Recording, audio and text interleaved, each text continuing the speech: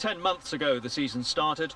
Now 13 rounds later, the top teams have brought the best drivers to this normally sleepy Spa town for the final round of the series to decide the destination of the World Rally Championship.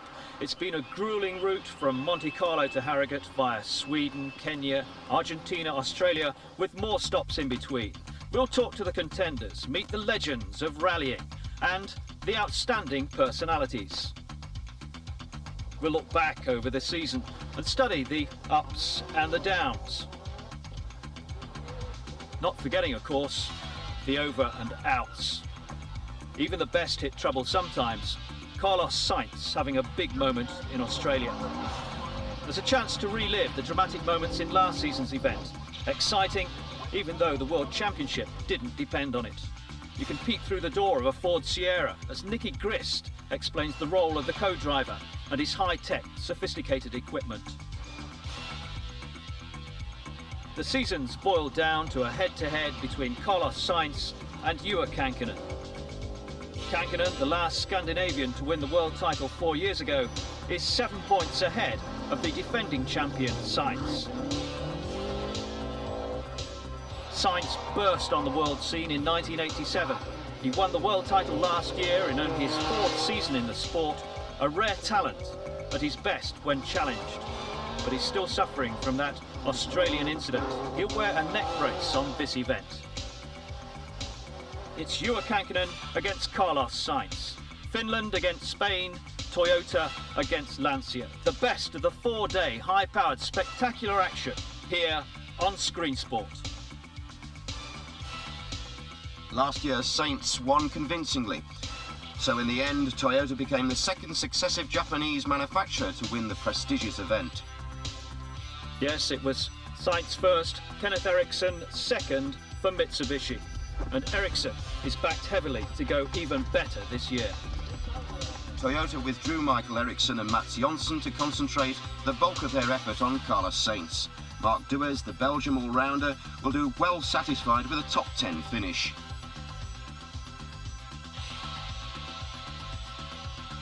Lancia's challenge, spearheaded by Kankkunen, who won the title for them in 1986, is backed up by Mickey Biassion, world champion in 1988 and 1989, and Didier Auriol. Biassion, a brilliant third last year, ready for his final drive for the team before joining Ford. Mitsubishi have gone well in recent RACs, Pentti Arakela pipping Sainz for their win in 1989. Kenneth Eriksson's in good form, he won in Sweden, and Timo Sölund's overdue a victory after 4 blank years. Getting better all the time, Subaru. Marco Allen won going into Harrogate in 1988, and he's promised the team a victory before he leaves for Toyota. Vatanen won here in 1984, but he's still learning the car. McRae's the British champion and the best hope for a home win. Ford's vast resources haven't brought them much reward yet, though Francois Delacour, the season's best newcomer. Gwyndaf Evans and Malcolm Wilson need a good result in their CVs to encourage would-be future employers. Mazda, youth and experience from the two Finns. Mikkola, the last man to win back-to-back here some 9 years ago. So history's against Sainz, and on this season's form, against Mazda as well. Nissan, if the going's slippery, expect these two to perform. Stig Blomqvist first won the RAC 20 years ago, and then again in 1983. Llewellyn won the last time out in the car in similar conditions on the Audi Sport Rally a month ago. So, overall, it's Juha Kankkunen back on song.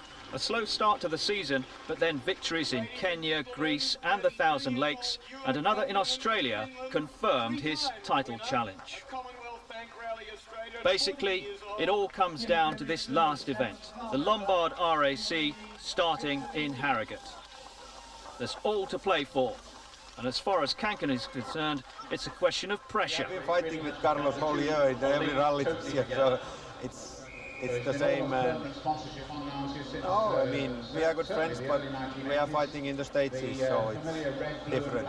Well, I think it's going to probably be the best RAC rally ever because of this situation. Sure, it will be interesting for the people to follow. Also, I think now it's the most of the teams are here with really many cars, so it's not only Carlos and me, it's also will be big battle, you know, who will win this rally, and it will be a very interesting rally, I think, this year. Defending champion Carlos Sainz has left nothing to chance, testing extensively through the night in Yorkshire. The Matador has no choice. It's back to the attack, and it can't start soon enough. Yes, I would like to start now, if it is possible. Exactly. It is an amazing experience. The pressure that is on, we feel the pressure. What's it like for you? Yeah, for sure, you feel pressure because it's only one rally where we are going to decide the championship. But we are professionals. We have to try our best. This is what I'm going to try, and to do the best that I can. And retain your championship is very important for you. It is important, but it's not the end of the world if I cannot do it. Juha, as such a good friend of yours, as your opponent. Yeah, but we are professionals and we have to try to win.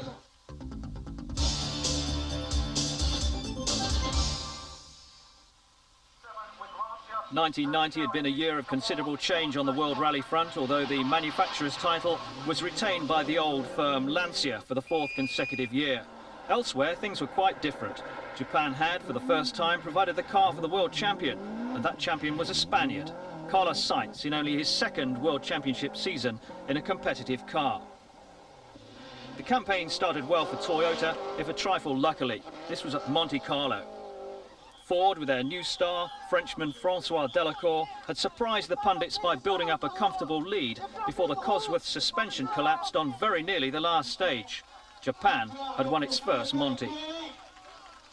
After a disappointing Monte, Mitsubishi came back with a vengeance in Sweden, an event which only counts for the driver's title. The two gallants, for Salonen and Eriksson, contested the lead with local hero Mats Jonsson's Toyota. Jonsson runs a dealership in Karlstad, where the rally is based, so he drove while Carlos Sainz stayed at home in Madrid. And of course, you don't get much chance to practice snow driving there. Salonen crashed whilst leading, and it was Eriksson that won by a mere 20 seconds from Jonsson. A first appearance of the season for Subaru, and Marco Alen was the first non-Swede home in 3rd place. The terrain was more to the world champion's liking as the teams hit Portugal. Sainz finished ahead of 3 Lancias, giving him a 13-point lead in the table. The Ford team had a disastrous event. All 3 cars crashed before quarter distance. Kenya is the place to be at Easter, as the Safari Rally traverses this equatorial paradise. It's the biggest thing that ever happens in Kenya, and it's a rally apart in the World Championship, retaining many of the elements of open road rallying. Outright pace is not quite so important, but experience of the event is. Lancia were back with a real chance, and they made good use of it. The 1986 and 87 world champion Juha Kankkunen won after Sainz had abandoned his Celica in the bush with a blown engine. Kankkunen had cut Sainz's championship lead to just 2 points. Toyota and Sainz were going to have to work for it. Next time out, it was the twisty tarmac of Corsica. The Tour de Corse was a very close run thing, with 1990 winner Didier Auriol in his Lancia, Ford's Delacour shining again, and at the finish, Sainz Toyota ahead of the Frenchman, and with Kankkunen non-starting, Carlos pushed his points lead to 22.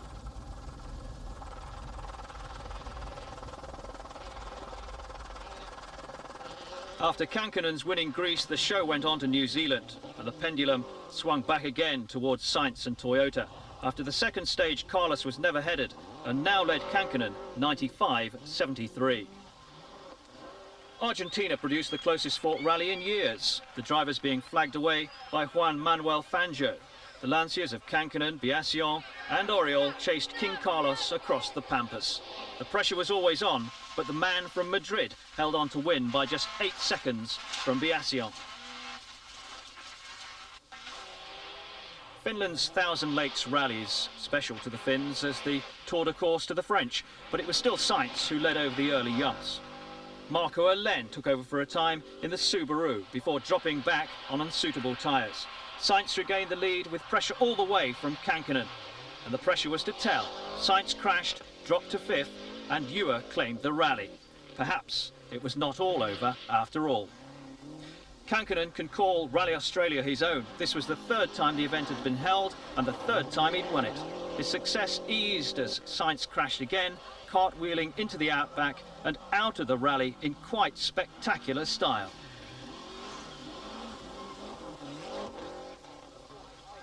So the points difference was back to just 2 again. Sainz was likely to feel more at home on the Italian event with its hordes of fanatical spectators. But on home ground it was Lancia who shone, a 1-2-3 for Auriol, Biasion and Cerato. It put the seal on the manufacturer's title, Lancia's for a 5th year in a row. But where's Sainz and Kankkunen? Juha hit a rock and retired. Sainz broke a gearbox. But he did stay in the event and finish 6th. He now had 9 points in hand. On to the Catalonian rally based on the Costa Brava watering hole of Lloret de Mar.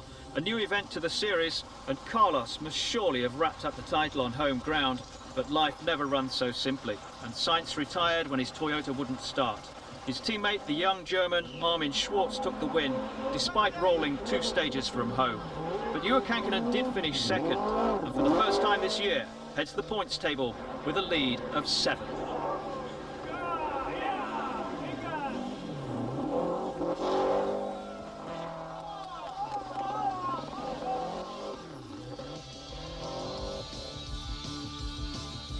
Just 1 round of the World Championship to go.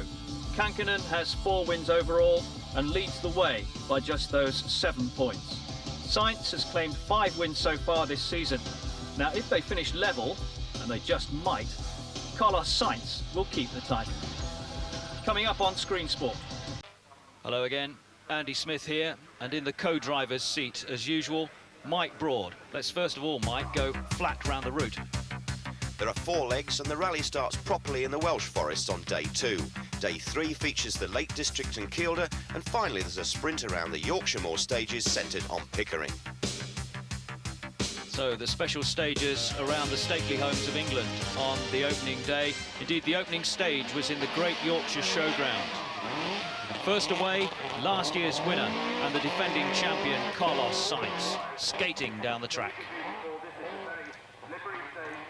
Carlos well aware, of course, that the first day stages can lose him the rally rather than just win them.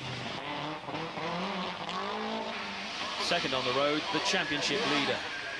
7 points the difference going into this, the very final event of the season.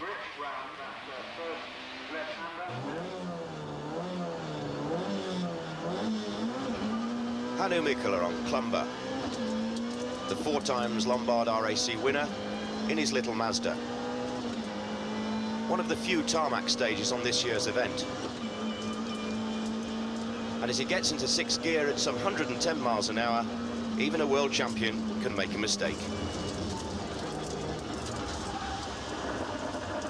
He's quoted as saying he's never been so fast backwards in his life.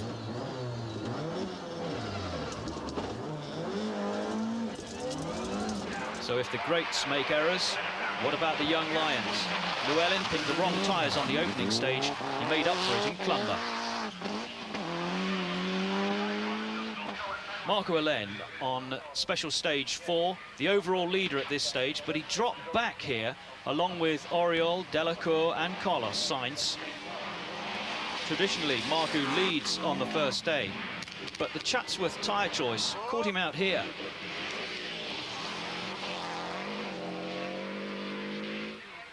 Carlos Sainz, meanwhile, unflustered. Smooth work by the Spaniard. But it left the door open for his great rival. And a giant leap into the lead by Juha Kankkunen. McRae, meanwhile, revelling on the opening day. No team orders. It was simply, go get him, Cole. And that's exactly what he did, by setting up fastest time on the Donington stage. By Sutton, Kankkunen had regained the lead that he'd lost at Donington to Marco Allen. McRae was quick as well.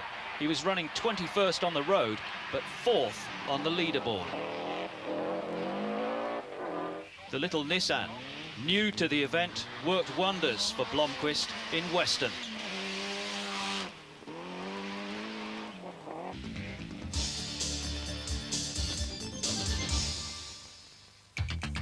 Nine of the 37 special stages completed. Kankkunen with the advantage in the championship battle over Sainz, but a terrific showing from McRae.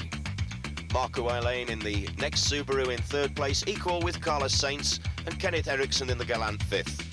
A look at the fabulous stages of the second day. The Welsh Loop, 12 stages, 125 miles of glorious muddy Welsh forests, including the demanding 22 miles of Hafren. The second of the day, 1,500 feet up in North Wales. Kankkunen lost 5 seconds to Sainz on the first stage. Here on the second, he snatched 3 back. Sainz with only the 9th quickest time, but just 3 seconds slower than Kankkunen.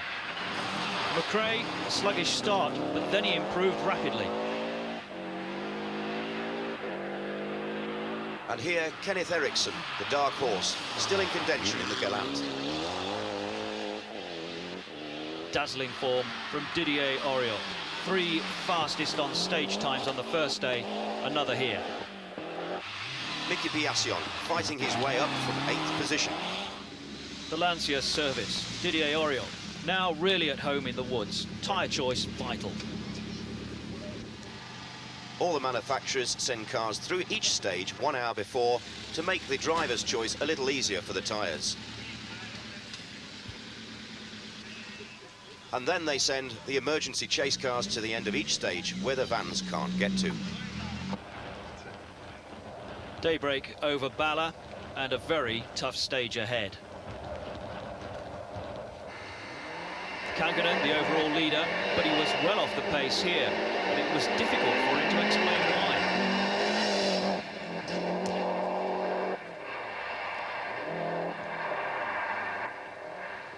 Sainz gained 7 seconds on Juha here, but complained of an oil smell in the car.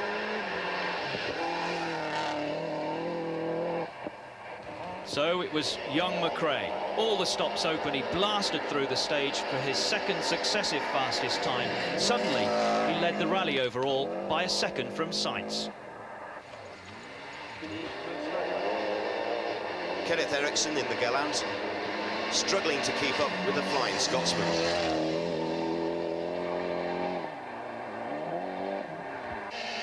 Auriol, equal 8th quickest here, 13 seconds slower than McRae.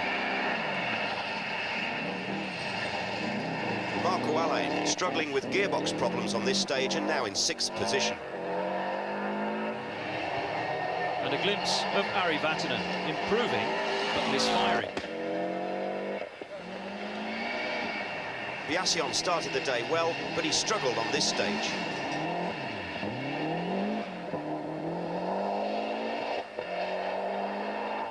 The finish flag for a Swede, Stig Blomqvist, 5th quickest here. Second fastest though, Gwyndaf Evans, replacing the sacked Fiorio in the Sierra. He was on his home ground, though that's seen the end of his efforts in the past. You know, I certainly will know the road sections very well. Obviously I'm familiar with the tyre choices and things like that, 4 wheels, but the actual stages, I'm only familiar, I don't actually know them, so I don't see that's going to be a big advantage at all. And here's Droopy himself, quietly effective so far, 4th fastest on the stage and 12th on the leaderboard, as the Mitsubishi had a decent morning.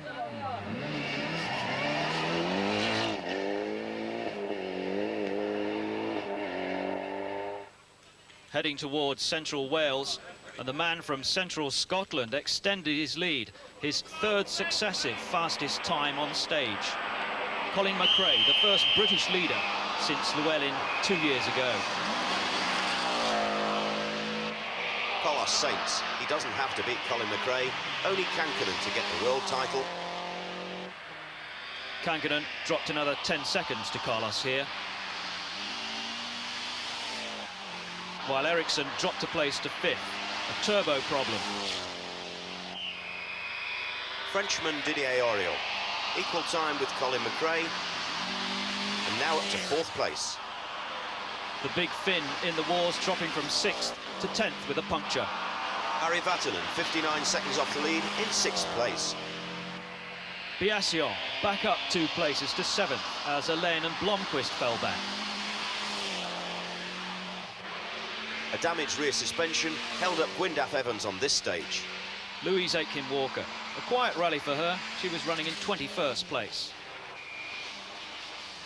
Finland's Lassi Lampi, a regular visitor to the UK, he's been here for over 20 years. The Group N leader, but only by a second from Scotland's Robbie Head. Leading German Michael Gerber, 24th overall in the Group A Toyota. And the Dutchman, John Bosch, 28th, still getting used to the car on the loose surface.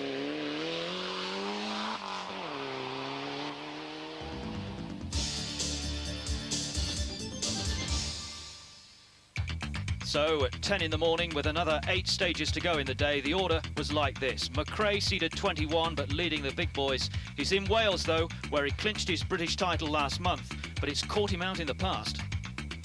Yes, in 89 and 91, Colin McRae's Welsh international rallies landed with big accidents. Vatanen steadily improving to 6th. Watch out for Biasion, 3rd last year, he could equal that. David Llewellyn still holding on to 9th place. Marco Alain dropping out of the picture into 10th. In part 2, Broad calls the shots as Mikkola tackles Duffner.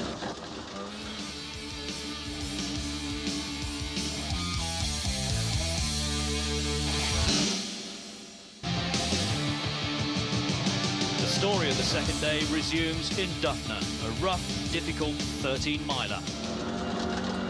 Hannu Mikkola is driving a Mazda 4-wheel drive turbocharged car, 1894cc engine, but he's giving away quite a lot of power to the Lancia, Subaru and Toyota. The car's fitted with a 6-speed extract box which allows Hannu to change gear without the clutch. That's for the speed of it. There are basically 2 different styles of pace note, the descriptive style which Hannu uses and the newer number system.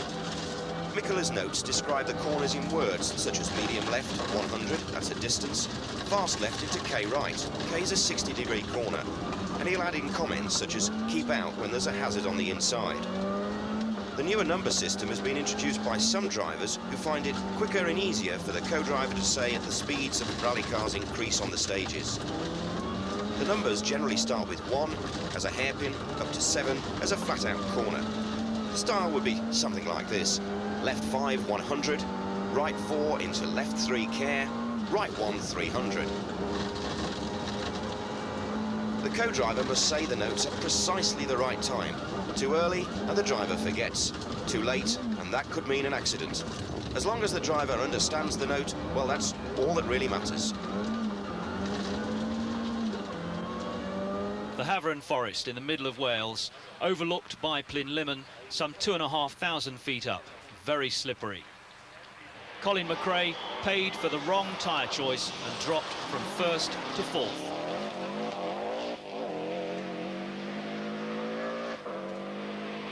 Now let's look at this again in slow motion and see just how hard the Pirelli tyres that McRae uses are working on this hairpin. The other Subarus are on Michelin, which has meant that Subaru have had to split up their service teams. Carlos Sainz, brilliant in Haveren. He tested here extensively and he went into the lead on the rally for the first time this year. Sainz really getting to grips with the Welsh forests. Juha Kankkunen, meanwhile, he was some 30 seconds slower than Carlos. And he really couldn't explain his lack of form. Lancia's Didier Auriol, by contrast, though, he put last year's experience when he came 5th to brilliantly good use. Fastest by 24 seconds, over a second a mile faster than anyone else. Superb. Up from 4th to 2nd. Kenneth Eriksson in the Galant, back to full power and up to 5th place overall. And not making the expected impression on the leaders. Now here's possibly the most popular man in rallying. Ari Vatanen, back in the World Championship with Subaru after he'd been concentrating on desert raids like the Paris-Dakar. Says he prefers the RAC because he can wear his underwear the right way round. The laundry service on the RAC is that much better. He was 7th fastest in Havre. Mickey Biasion, 3rd quickest, but slower than his teammate Auriol. But the Lancia is generally showing that their extensive testing is paying off. In Wales, in the Nissan, David Llewellyn holding a top 10 position. But he broke a drive shaft later on this very stage. Gwyndaf Evans in the battered Sierra, staggering through Wales now. He was almost in sight of his own home at this point. But I never feel he really shines in Wales under the pressure of a home crowd. Margot Alain, gearbox repaired, but now complaining of running hot. Louise Aiken-Walker in 20th place. She stopped on the stage to help teammate Malcolm Wilson, who had stopped with transmission problems and eventually retired. Lassie Lampe, 15th overall, but a tree planting operation required after this rally. Competitors are allowed service after most stages. The high-tech of Formula One has now come across to rallies. The German engineers look at the Toyota and the electrician looks at the telemetry onboard computer. The tyre choice on Havre was a difficult one for Colin McRae. We knew it would be a bit, you know, on the borderline. Right. But the only other tyre we had was a wider one, which wouldn't be as good in the mud, but it was 6.5 a dozen really. I think we should have taken the wider tyre. Okay. But the condition of the road now is getting really bad. The stage was very soft. Right, it was cutting up, wasn't it? Yeah, so it's mud everywhere. The next stage, across the Dovey Valley, up near Corris. Carlos Sainz retained the lead with the 3rd fastest time on this stage.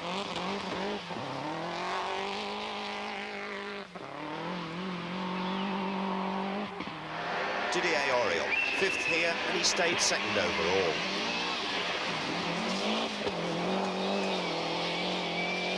The surprise among the Lancias was Juha Kankkunen.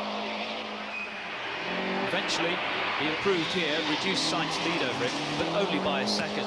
He stayed 3rd.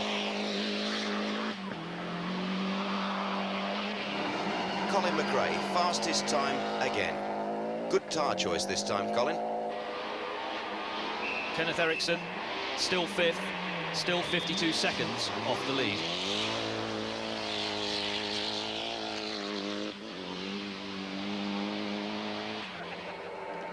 Ari Vatanen, 9th quickest on the stage, only 13 seconds adrift of fastest time.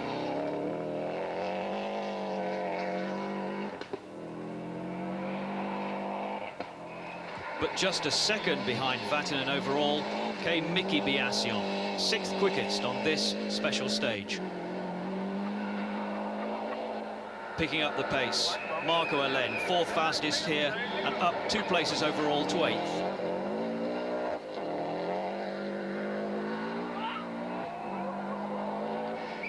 Finland's Timo Salonen, an unspectacular 9th overall.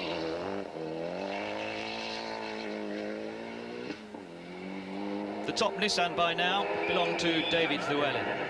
In 10th place, following Stig Blomqvist's fall back with prop shaft trouble. The local favourite, Gwyndaf Evans, 12th overall. And the leaderboard halfway through the day. Carlos Sainz, without seemingly making maximum effort, ahead by 4 seconds. And Juha Kankkunen, his championship rival, needing a major boost. Didier Auriol developing into a really serious threat. A magnificent drive and just behind the leader. Mickey Biasion closing in on Vatanen. Marco Allen recovering. Saulanen plodding along. And David Llewellyn keeping the Welsh hopes flying in the little Nissan Sunny. Dovey Main packed with spectators, some too close for their own good. Carlos Sainz, 4th quickest, not good enough to retain the lead. Didier Auriol, fastest time, 14 seconds quicker and really flying. Juha Kankkunen, a mile a minute and more. Second fastest, still third overall. McRae losing 37 seconds to Auriol, only 9th on the stage. Tricky stage this for Kenneth Eriksson. He spun twice and lost 5th place.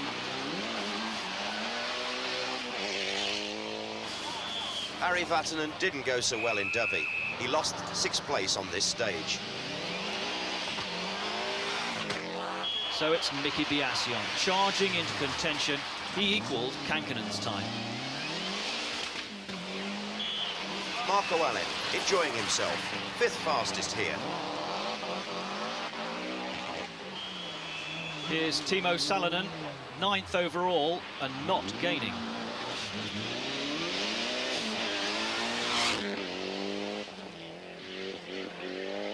And our last view of David Llewellyn. He stopped with electrics failure, took 30 minutes to find the fault and had to retire out of time. Tommi Mäkinen struggled. 17th place overall on the leaderboard, but at least he's still in. Gwyndaf Evans crashed here and retired. Hannu Mikkola with the onboard camera just outside the top 10. And let's have another glimpse of how Hannu, the master, does it. This is stage 16 Dovey.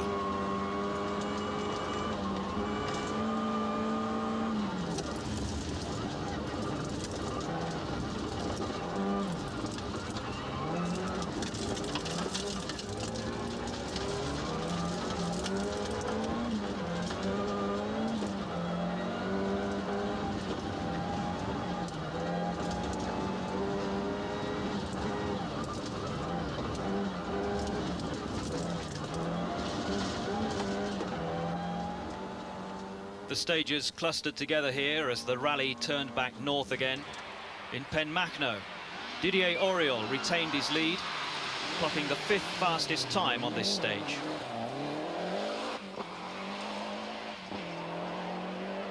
The world champion, Carlos Sainz, he pulled back 3 seconds, his confidence high.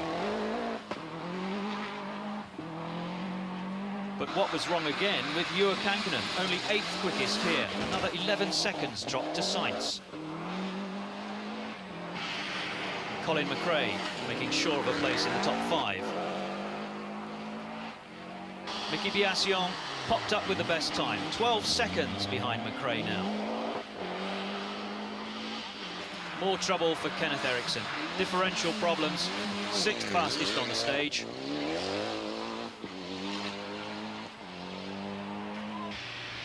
Miki Biasion into control, no doubt exhilarated by that quite exceptional display. Marco Allen, turbo fixed, gearbox fixed, full bore through Penmachno, equals 2nd fastest. Ari Vatanen, 10th quickest, an all-round steady performance today. Marku at the time control. As usual, plenty to say for himself. What is best time here? 14, sorry. 4. The answer he'll get, 7:05 Biasion, 3 seconds quicker than Marku managed. Francois Delacour, the best Ford. But for how much longer, Mike? The fire extinguisher in the engine bay went off all by itself, cut the engine, and poor old Francois didn't know what to do next. It took a full 2 minutes to restart the Ford. But I must admit I'm very impressed with the way that Delacour is handling his drive, the first time he's ever seen the British forests. Eventually, Francois gets the engine going,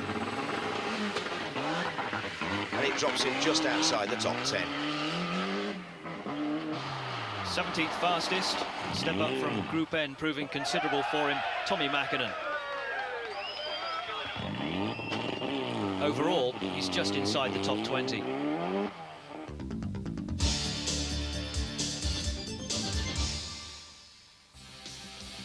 With Colin McRae fastest on the last special stage of the day, a result which crowned a remarkable 24 hours for him. He'll be reseeded 4th when the rally heads for the Lake District. The top 5 without Mickey Biassion. He crashed on the final special stage and retired from 5th place. A disappointing end to his Lancia career. 3 Finns in the top 10, Stig Blomqvist in 9th and Delacour 10th. That's 3 Subarus in the top 10 and a Ford.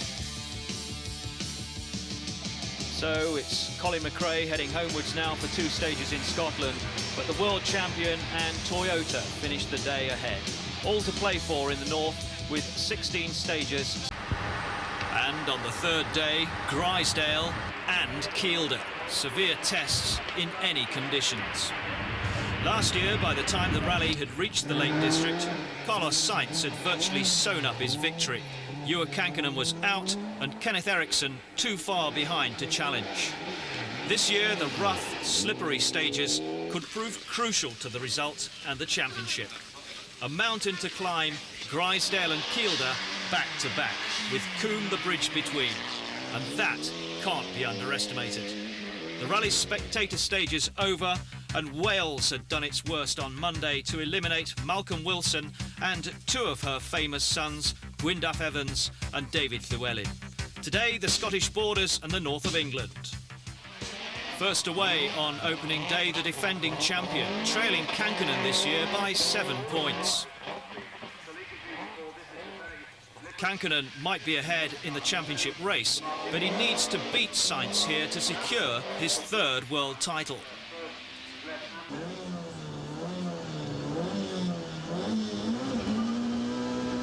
"49-year-old Hannu Mikkola, driving the Mazda, starts special stage 2 of this year's Lombard RAC Rally, Clumber Park, an all-tarmac stage. It's exceptionally quick, and even for a 4 times winner, sometimes they can make a mistake. He just touches the grass and spins backwards down the road at over 100 miles an hour. Luckily this time, no serious damage. Marco Alain came into Chatsworth as leader. He'd promised so much in his last drive for Subaru before he tried his luck with Toyota in 1992. But Chatsworth caught him out. He selected the wrong tyres and he slid back. In one bound, Juha Kankkunen became the overall leader. Meanwhile, the home threat, Colin McRae, impressed at Sutton. And Stig Blomqvist in the little Nissan. He proved that he was not going to be outpaced on the opening day.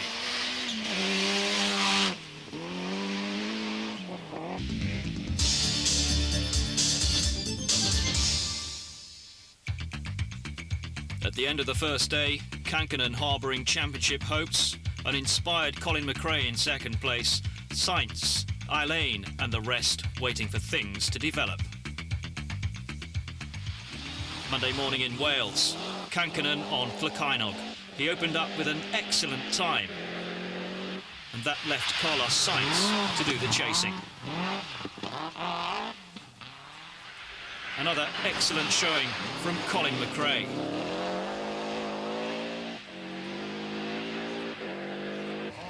And yet another. Vintage stuff from the young man in Wales. He went on to make it a hat-trick on Duffnan. McRae claiming the lead of the Lombard RAC Rally, the first British leader for 3 years.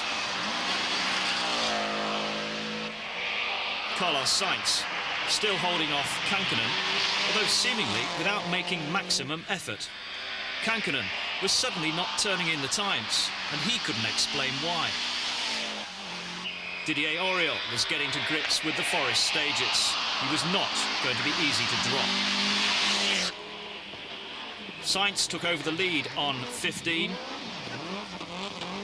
Brilliant control from the world champion.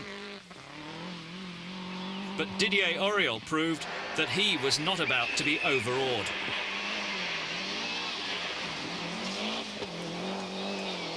Lancia unconcerned about Auriol, but worried about Kankkunen. He was dropping precious seconds. Third placed overall at the end of the second day. Colin McRae, meanwhile, made a wrong tyre choice and dropped from first to fourth, though he began to recover later. So the leaderboard at the end of day 2. Sainz way out in front. Didier, Auriol and Juha Kankkunen with the Lancia challenge. McRae the surprise packet in 4th place, and a quiet 5th from Kenneth Eriksson. Marco Alain, Ari Vatanen and Timo Salonen, the 3 Finns, 6th, 7th and 8th. Stig Blomqvist not outclassed, and Francois Delacour, well, setting the world on fire. Problem for him at the end of the day as he accidentally flipped the extinguisher switch.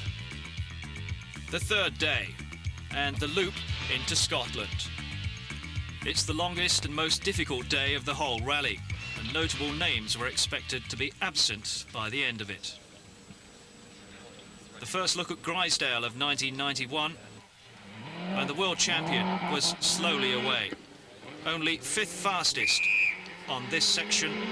He retained the lead, but only by 7 seconds. Didier Auriol quickly into his stride again. Fastest on this special stage. But Kankkunen hates Grisdale. He dropped another second here to Carlos Sainz as he recorded only the 8th fastest time.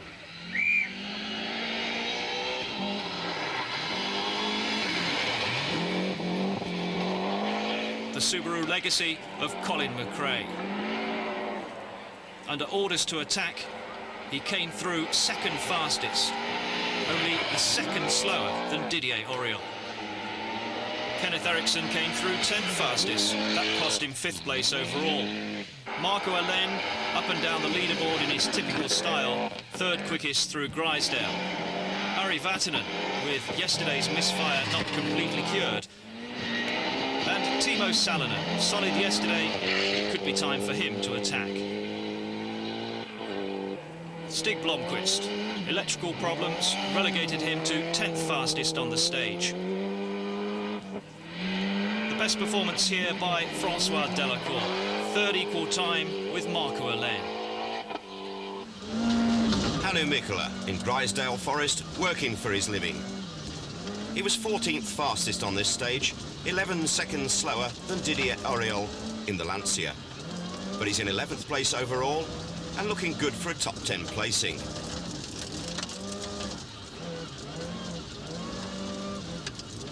Hannu has the experienced Jonny Johansson calling the pace notes to him.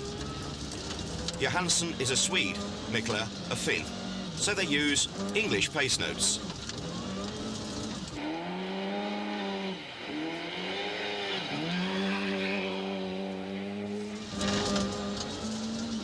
The problem with the stages in Grisdale is that they were in superb condition, and with the heavy rain, the mud sat on the top and made them like a skating rink. But watch Hannu's relaxed style as he pushes the little Mazda to the limit. He has years of experience, 18 World Championship wins. He's on his 121st World Championship rally.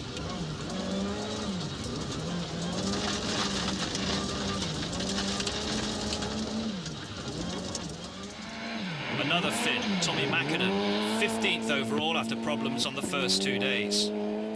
And encouraged by the form of his great friend Colin McRae, Robbie Head was leading Group N on stages he knows so well. They've all just recently been logging in the forest, and there's about 1/4 inch of mud on the top of the surface.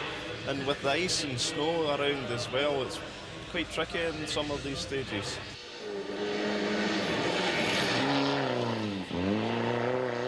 From the short Grisdale onto the long one. Carlos Sainz in trouble here, overheating, and he could only manage the 7th fastest time. Rapidly becoming a brilliant all-round star, Didier Auriol, his 10th fastest time out of 23 stages. Kankkunen, 3rd quickest, 15 seconds faster than Sainz, just 18 seconds between them now. But But the crowd waited to cheer only one man, the local hero Colin McRae. Fourth overall going into the stage, they had to wait longer than expected. When he eventually appeared, it was in a much revised Subaru Legacy. He'd rolled 8 times. McRae's teammate, the big Finn Marco Allen, 8th quickest on the long Grisdale. A much improved showing from Kenneth Eriksson, up 2 places overall to 4th after the 3rd fastest time on the stage, despite an off at McRae's bend. Ari Vatanen, 6th fastest here, down to 6th on the leaderboard. And Timo Salonen starting to pick up the pace.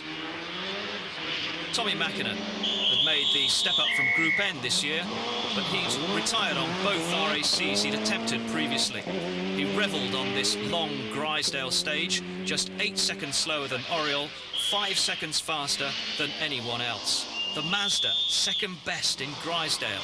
Who could have believed that? Louise Aitken-Walker, 17th overall. My mum can drive quicker than this, she said. And Stig Blomqvist, 12th quickest through Grisdale. Memories of that fabulous battle with his old pal Per Eklund in 1987. On that occasion, Eklund overhauled Stig at a second a mile, only to be disqualified later. So, Auriol the leader after Grisdale, Sainz holding off Kankkunen in the battle for the championship. With McRae out of contention, the old hands have control of the top 5 places. As far as the special stage winners are concerned, it shows that Auriol is starting to dominate the rally. Colin McRae, though, after his roll, was certainly in the mood to try and regain some of those lost 12 minutes. But as we head for Kielder, it's Auriol, the man from Montpellier, who's on course for his 7th World Championship rally victory. Join us again in part 2.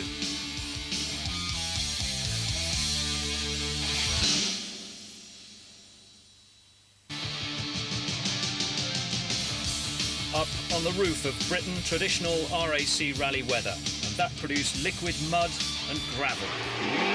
Didier Auriol extended his lead by 4 seconds over the rest of the field on Kuhn. Next through, Carlos Sainz. The overheating apparently cured, and he appeared to be settling for staying ahead of Kankkunen. And he did. Kankkunen 5th fastest here, dropping 2 seconds to his championship rival.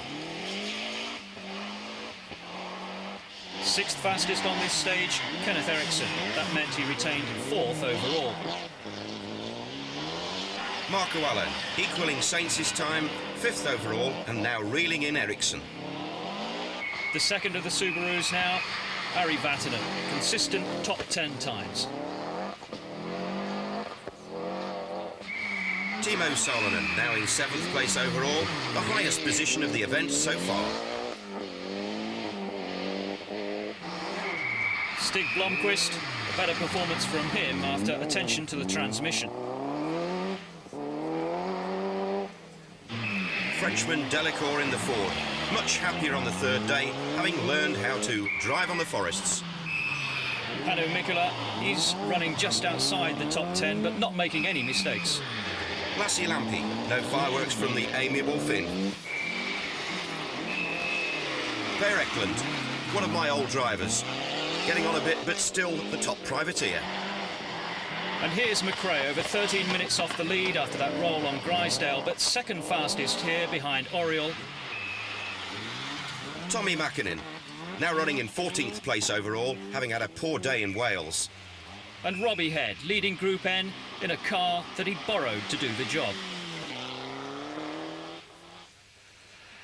Drizzling rain and a treacherous surface on Wither. A big crowd gone down to the woods today. Auriol, quickest again here for the 12th time of the rally so far, looking unstoppable. Here's Carlos Sainz in the big Toyota, 2nd quickest through here, and that ensured that he stayed ahead of his great rival Kankkunen. Carlos has a terrific finishing record on this event, 1st last year, just 2nd the year before to Pentti Ricola, and also a 7th and an 8th in only 4 starts. Juha Kankkunen, dropped another second to Sainz, now 21 seconds behind the champion. He was complaining the suspension needs attention. Kankkunen won in 1987, and when he's finished the Lombard RAC, it's always been in the top 5. Kenneth Eriksson, 6th quickest through Withup, and still 4th overall.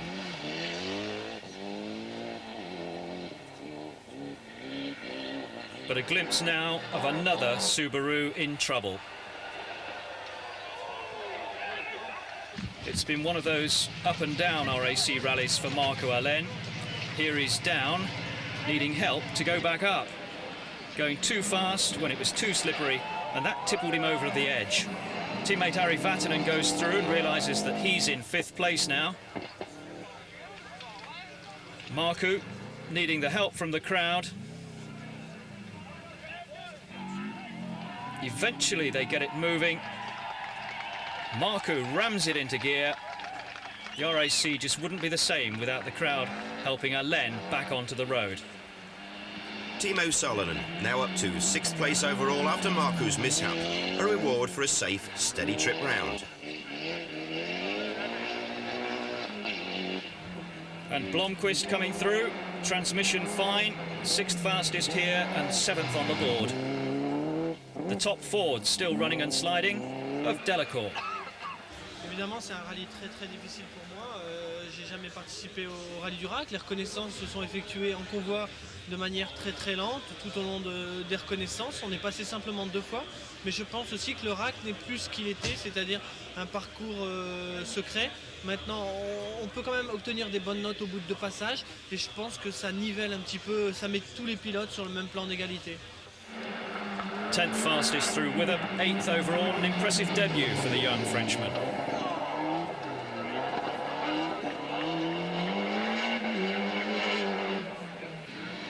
Colin McRae, a battling drive through Withup, 2nd fastest again, equal with Carlos Sainz. But the dramatic moment on that stage for Marco Alén. But everybody knows Marco. He never makes a crisis out of a drama. I lost 5 minutes in this stage, and that's I am really absolutely out of business now. But thank you for spectators, help for me back in Rally Road. I am feeling I am retired, but I am back in business. Colin, a confident start to the day. What happened? Well, we get caught out on a left, then a very tight right over a crest.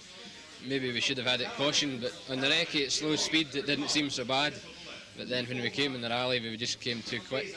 The car slid wide and went down the ditch and rolled over. And the car is perfect. We were just stuck. And how much time did you lose? Maybe 12 minutes. You seem to be rallying, if that's the right expression at the moment. Are you confident about the next day? Yeah, I'm fairly confident, but we're so far back now we can't really do an awful lot. We can get back a few places, maybe back in the top 10, but we'll never ever get back to where we were. And what about the immediate prospects in Kielder? Well, the last stage we had a puncture and dropped another minute, so luck isn't going too well just now, so I think we'll just be very careful. No, the car is very good. I just want to get used to it, and I go very steadily. I don't take my chances anywhere, and I just try to retain my own speed, and I don't even look at the times of my competitors. This is Hannu Mikkola in the Mazda on the rather bleak stage of Washup. 9th overall going into this particular stage, 7 minutes and 17 seconds off the lead. Hannu's been delighted with the entertainment so far. Few moments you can see there, but it has gone quite well, nothing like the first day. Yes, I was already afraid that it's not raining in Kielder Forest, but it will, yes. And how's the Mazda performing for you? It has gone all right, no problem. Didier Auriol, a rare event today, not fastest on the stage, and you can see why.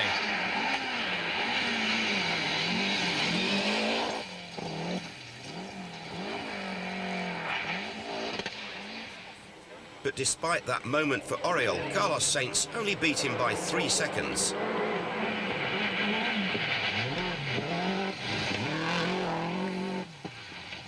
Juha Kankkunen in the Lancia continued to drop precious seconds. 6 of them gone to Carlos on this stage.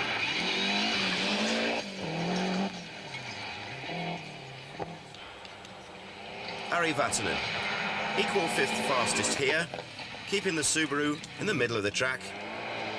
And Timo Salonen, 8th quickest, 6th overall.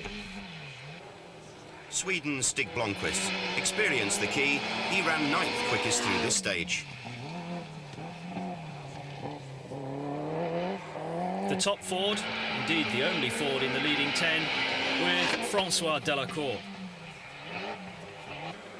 Hannu Mikkola, now 9th overall and picking off the places towards that top 5 leaderboard. Marco Alen, backfighting, 7th quickest in that delayed Subaru and running in 10th place. Colin McRae with the much modified Subaru, but still trying hard.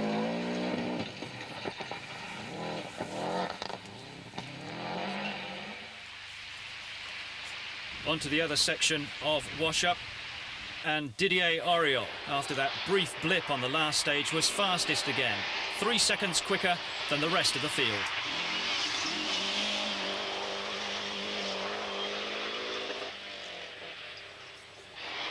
But Carlos is still keeping the pace on Auriol. 2nd quickest, 29 seconds behind the leader.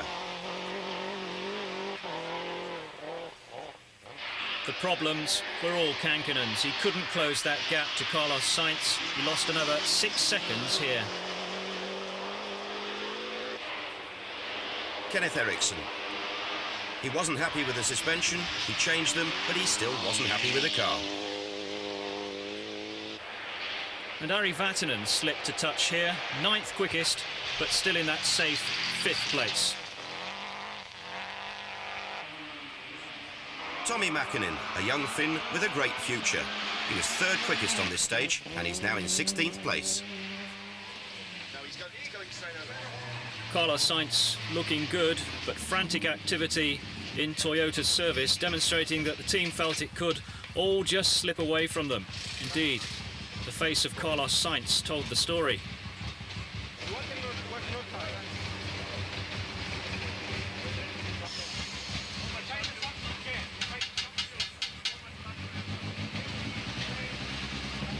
Luis?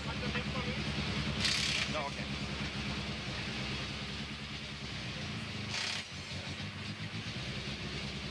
Can you tell me what the problem is, Luis? We are losing water. It's coming from some part. We don't think the engine is damaged yet because the temperature is going quite normal, but we are losing water and we have to fill water in the services. And for the moment, they couldn't find where it was. Did it lose you any time on the last stage? We don't know because we don't know the other times, but for sure we're not concentrate on the stage. But hopefully we haven't lost so much. How much time we take? Sorry? How much time? You look very worried. What's the problems? We have some kind of water leak somewhere and we are losing water. Does the temperature of the engine go up? Yeah, a little bit, yeah. You're obviously worried about head gasket problems? I'm worried. The Sainz premonition came to fruition on the next special stage. He crashed and lost 30 seconds.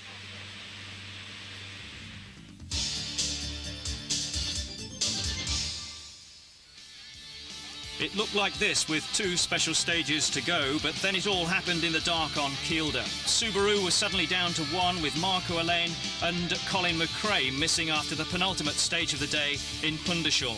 Also out Stig Blomqvist, the little Nissan on 3 wheels after Reedsdale.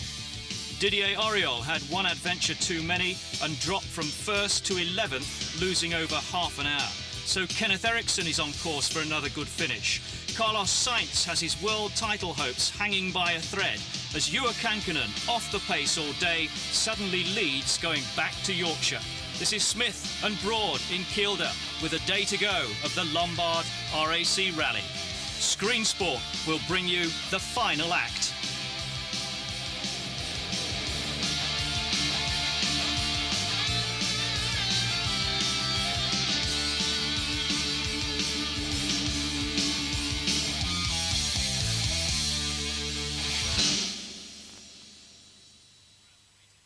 Who waits. Not that Juha Kankkunen has been hanging around much, but his Lancia Delta didn't seem to have the flat-out speed to be first. To win, though, you have to finish, and even that seemed unlikely for Carlos Sainz when his Toyota was afflicted by overheating. The performance of the third day came from Didier Auriol, consistently fast, quickest on 15 of 31 stages, but the 32nd caught him out, and his lead and the top 10 position had gone. Whoever laughs last on this one will have been first.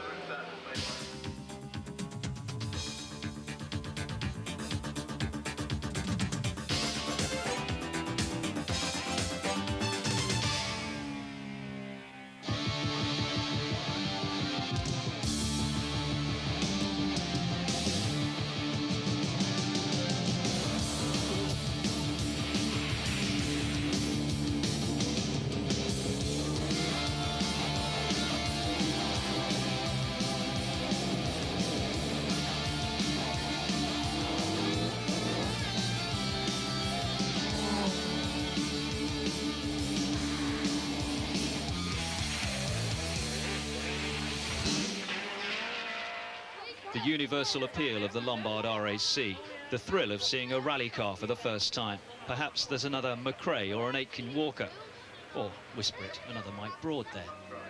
Mid-morning in Harrogate, 84 cars restarted for the final leg from the 152 original entries and off to the Yorkshire forests.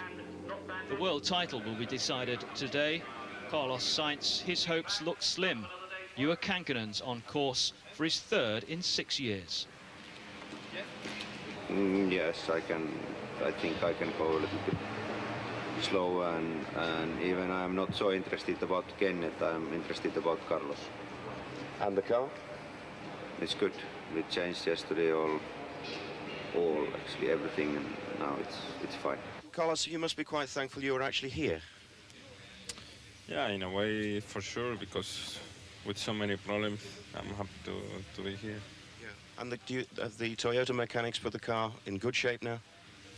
Yeah, at least they do what they try all the best. They do what they can do maximum. They change the complete head. They change the head gasket as well yesterday night, and we will see. The problem is we have been running yesterday nearly the whole day with very, very, very high temperatures. Looking back, it seems a long time since Sunday, when Marco Allen stormed into his traditional first-day lead. His last drive for Subaru, he'd promised to attack, a win if at all possible. But then he took a sideways look at Chatsworth. And that slip allowed Kankkunen to burst through to the top of the leaderboard. Colin McRae seeded 21, but best of all on the Sutton Park stage. Stig Blomqvist in the little nippy Nissan, back after 2 years away from the RAC Rally. After your spectacular spin on the second stage, you really haven't put too many feet out of bed, really, have you? That spin was quite scary. Well, I have been looking at the in-car cameras quite a lot, and would say that it was almost quite a relaxed, boring event. Oh yes, on that respect, but I can tell you that spin when I was reversing 100 miles an hour, it wasn't such a relaxing thing, you know. I have to get it right this time.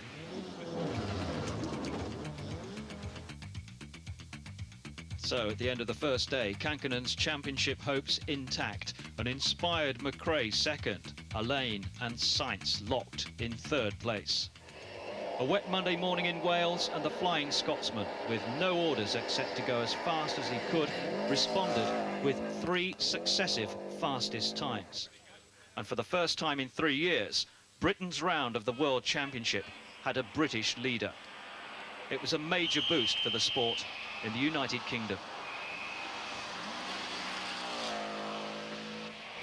Carlos Sainz holding off Juha Kankkunen, a controlled performance for the world champion. Kankkunen seemed unable to reproduce the quick times of earlier in the day. Didier Auriol starting a series of fastest times in Wales. Sainz took the overall lead, though he seemed not to be extending himself or the Toyota.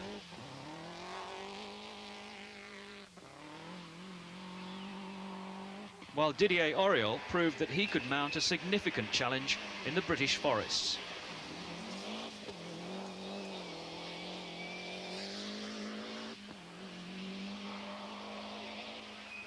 Kankkunen for once was being outclassed by his Lancia teammate, but he was still holding on to third overall. Fourth by this stage was Colin McRae after a bad tyre choice on the 15th special stage. Over halfway through the stages, but with the difficult sections in the Lake District and Kielder still to come. The championship battle was the focus for rallying's first lady.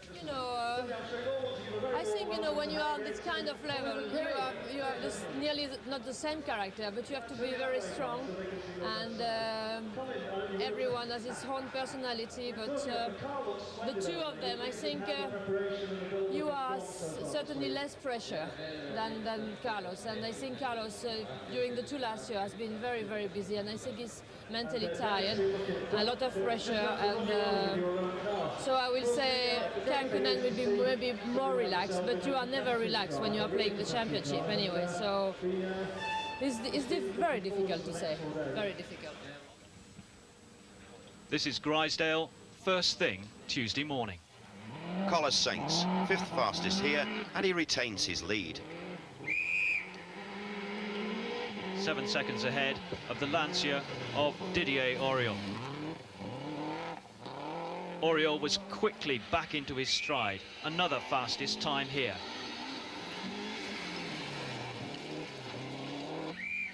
Juha Kankkunen says he hates Grisdale. 1 second slower than Sainz here and fighting to keep up. Colin McRae only marginally slower than Auriol as he headed home towards Scotland.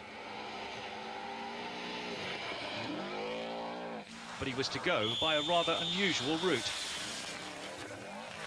The problem for poor Colin was that when they practice the stage, they can only do 25 miles an hour.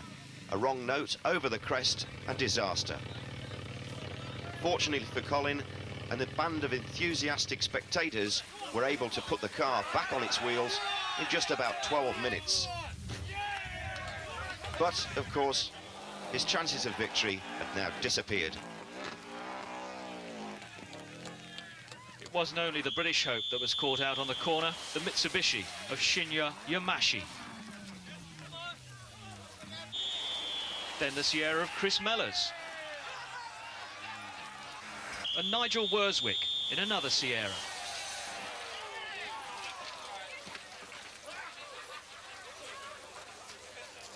Subaru's luck, which had held for 2 days, evaporated.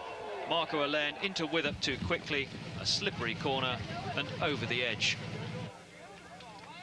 Almost the traditional view of Marco. Last time he did that was 1988. Spectators pushed him back on. He went on to win. Chris Mellors.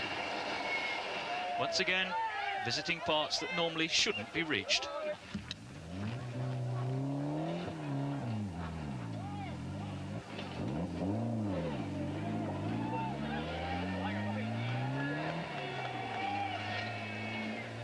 Halfway through the longest and toughest day of the whole event, Didier Auriol pulled off another special stage win, 3 seconds quicker than the rest of the field.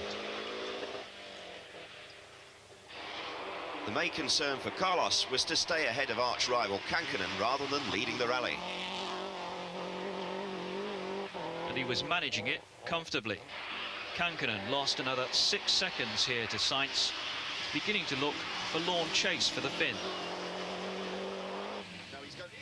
But at Toyota service going into Kielder, the first signs that Sainz had big trouble on his hands. The frantic activity of the engineers, the driver's expression, the giveaway.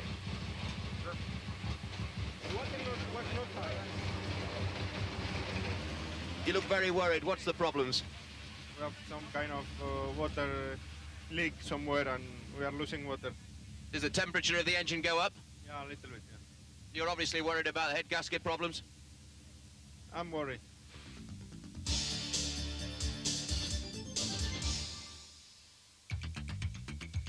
The fears of Carlos were justified. Watching the gauges instead of the road, he went off and lost the title advantage. The Subarus of Marco Alain and Colin McRae gave up. Didier Auriol lost it in Shepherd's Shield and his chance had gone. It was very stupid mistake, and I have taken the decision in this day to drive very, very slow, and I drive maybe too slow, and I arrive in the junction in the first gear, and the car, I put the car too much outside. Yes, and after the car come back on too much on the left, and the wheel on the left on the front go in the mud and take the car completely in the mud.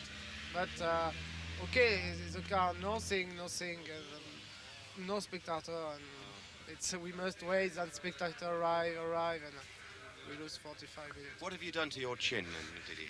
Oh, it's we try to push the car in the mud, and it's very slippery, and I do another mistake, and I touch the door with my. It's okay. The car is fantastic. It's for me.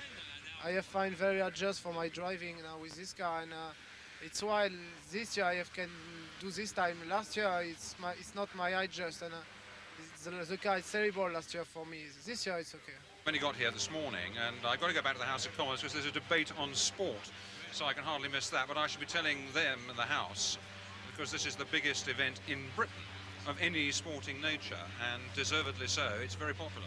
It contributes millions to the British economy. It gives enormous enjoyment to millions of people. Nearly 250,000 people turn up for the first day of this rally. So it's a marvellous event, and I'm delighted to be associated with it. Finally, this debate that you have in the House of Commons tonight, will motorsport be on the agenda? It will now. Huge crowds again on today's 20-mile Dalby stage in Yorkshire. Many of them specifically there to see the action at Michela's Bend and the famous Woodyard. The last 4 stages of the Lombard RAC Rally, next on Screen Sport. A long special stage in Dalby. Just 4 stages left of the Lombard RAC Rally, all of them tricky in the misty conditions up there on the North Yorkshire moors. About 43 competitive miles to round off the whole of the event. And quietly satisfied at the way everything had turned out. Juha Kankkunen leading the rally and almost 6 minutes ahead of his great championship rival Carlos Sainz. But he's not taking any risks because he's too much aware of just what's at stake. Hard on the tail of Kankkunen, second through the special stage, surprisingly. Didier Auriol running 11th on the leaderboard, but he'd given up his own ambitions to help Kankkunen win the title. He sacrificed 9.5 minutes of road penalties by booking in early to be behind his teammate in case of problems, ever mindful of what happened in Kielder. The Screen Sports tip for a #1 finish. Kenneth Eriksson running second, but needing luck to go one better. To catch Juha by driving, it's impossible in the moment because he's 3 minutes ahead, but everything could happen to him, to me, and also to Carlos, so you never know before it's finishing, so we will see this afternoon. Eriksson was second on the stage, just 4 seconds down, threading his way through the massive Dalby crowds.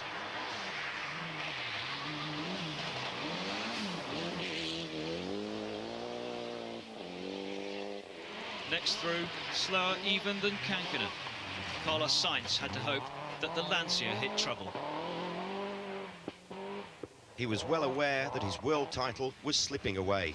Only 5th here, 18 seconds adrift of fastest time. And you can tell from this shot just how conservatively Sainz was driving.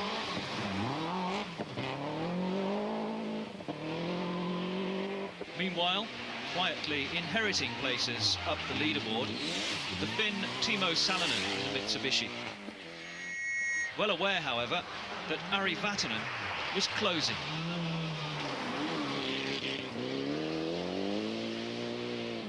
No, I must go fast because Vatanen, he will push. So it'll be entertaining for the crowds today? Yeah. I will keep Vatanen behind anyway. Ari Vatanen in the sole surviving Subaru, trying hard to catch Salonen, but slowed here by steering problems. Even so, he was still on course for his best finish since he won this event back in 1984.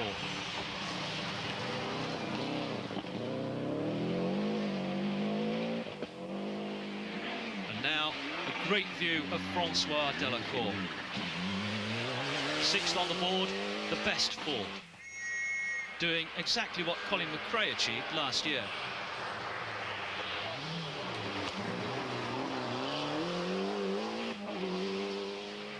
Hannu Mikkola trying hard for the 6th place to obtain that precious visa seeding.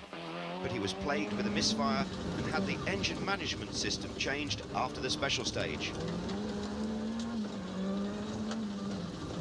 7th place for Mikkola was still his best result here for some 7 years. Hannu's now approaching the famous Dalby Woodyard, where the thousands of spectators have an opportunity to see the cars go past twice on the same stage. Dalby, of course, is a stage the drivers love or hate. It's one of the fastest in the country, with speeds in excess of over 120 miles an hour. A glimpse of Marc Duez complaining about the dreadful weather, says it's given him flu. Former Monte Carlo winner Bruno Sevi, 8th fastest here. Louise Aitken-Walker, having not competed since June, she took her time to get back in the swing. The main problem was she had to change 4 gearboxes on the Cosworth. Another fine showing by a Scot, Robbie Head. If he stays online, a FISA B seed is the reward for next season.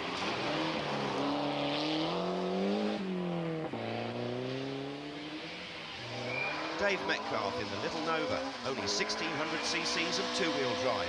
Slowed here by a slipping clutch, but generally a good event for the Cumbrian. The top German in the rally, Michael Gerber, running 12th overall. And Gregoire de Mavius, the Group N World Champion, 17th in the Italian prepared Mazda. The rigours of Dalby over, Langdale was tackled next in early afternoon. Reporting a satisfactory run through, Juha Kankkunen. No problems.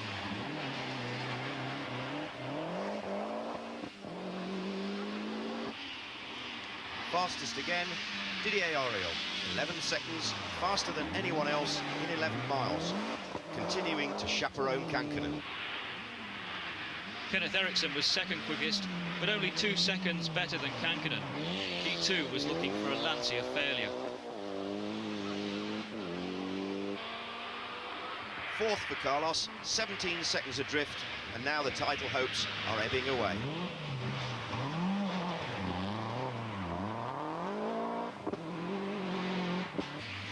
Timo Salonen still holding off his great rival Ari Vatanen by a second here. Ari goes round the tight chicane, which is man-made, to try and slow the cars down from the average speed of 70 miles an hour. Francois Delacour experiencing problems in low gear, struggling with 1st and 2nd. Hannu running better now after the Mazda team had attended to the electrics.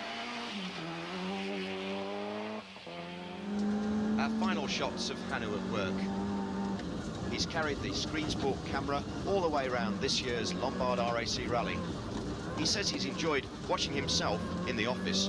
We've certainly enjoyed watching him do the business. Turned out to be a foggy end to the day and to the rally. Juha Kankkunen appropriately led the way. A last fastest time for him.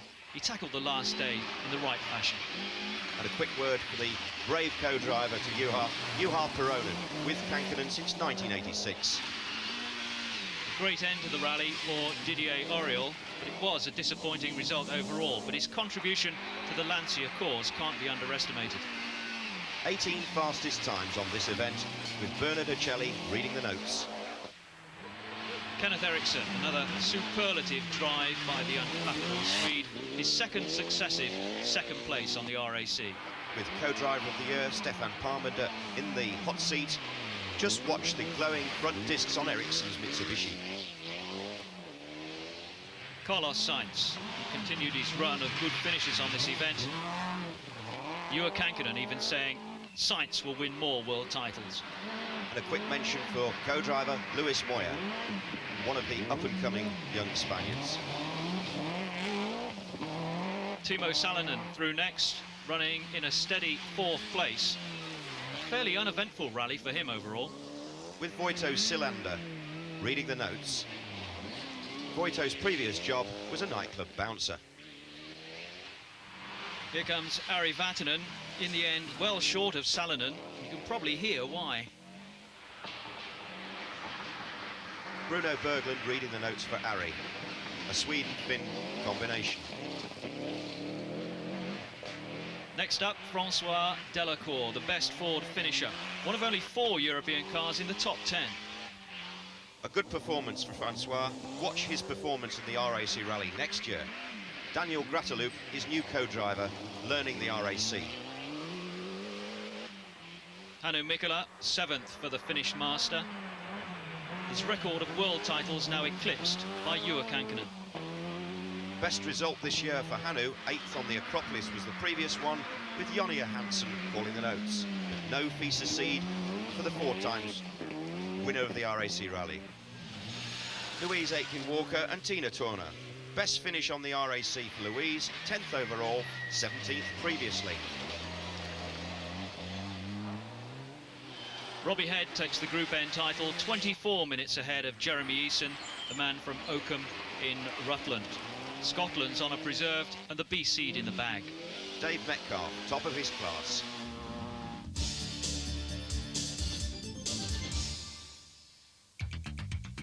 To Kankkunen, the glory and the world title for a 3rd time, a remarkable double for Lancia, Drivers and Constructors Championships, and for Italian motorsport, when their Formula 1 teams are at such a low ebb, some compensation.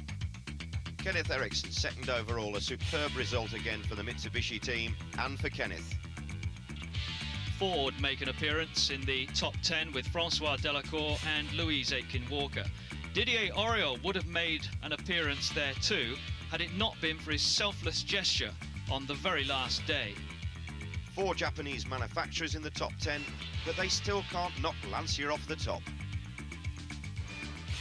And a look at the rest of the honours board for Group N, the showroom class.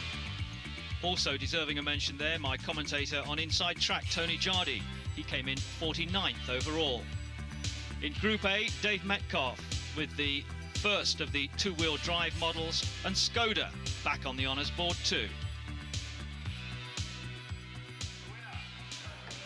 This year, the winner of the 1991 Lombard RAC Rally, Juha Kankkunen, and his co-driver, Juha Kankkunen.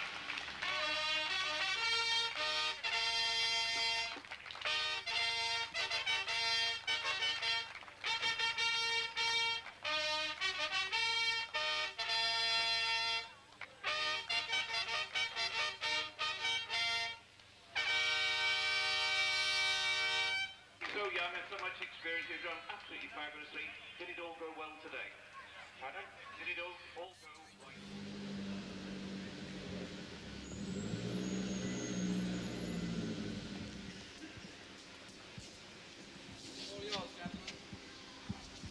Juha, many congratulations. Thank you. A classic win. One of the best wins in my life. What was the sweetest part of it? Winning the World Championship for the 3rd time or your 2nd RAC? Yeah, the best was of course the 3rd World Championship title, and to win this rally is also it was very hard under the pressure because Carlos was pushing a lot, and so it was not easy, and it has been very difficult year also, whole year. Commiserations to a great sportsman, Carlos Sainz. But he'll be back, and so will we. This is Smith and Broad in Harrogate for Screen Sport. The big event is over, now the memories begin.